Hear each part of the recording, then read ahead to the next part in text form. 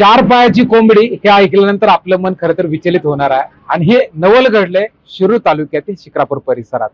आज आपण गेल्या अनेक वर्षांपासून ऐकत आलो दोन पायाची कोंबडी आज चार पाय दिसू लागल्याने नागरिकांमध्ये खरं तर उत्साहाचं वातावरण आहे, त्याशिवाय ते आश्चर्याचं वातावरण आहे। आपल्या सोबत चार पायाच्या कोंबडीचे खरं तर या ठिकाणी काय सांगाल? चार पायाची कोंबडी पाहिल्यानंतर काय वाटतं?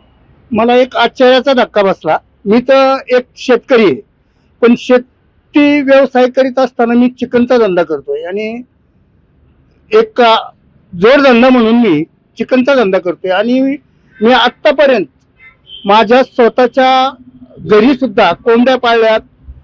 तिथं मी आतापर्यंत दोन पायाच्याच कोंबड्या पाळल्यात, पण मला हे धंदा करीत असताना माझ्या कुऱ्हाडीत ही चार पायाची पहिल्यांदाच कोंबडी बघितल्यानंतर मला एक आश्चर्याचा धक्का बसला। त्याच्यामुळे आता नागरिक हे पाहण्याकरता बहुतेक भरपूर गर्दी करीत आहेत।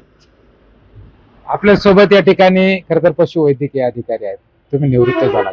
तुमच्या कार्यकाळामध्ये खरं तर चार पायाची कोंबडी ही गोष्ट कधी ऐकली का आणि आज पाहताना काय वाटतं? मी डॉक्टर त्र्यंबके, सेवानिवृत्त सहाय्यक आयुक्त पशुसंवर्धन। तर असं ॲनिमलीज घडत असतात, जसं काही मुलांना हाताची बोट 10च्या ऐवजी 11 असतात।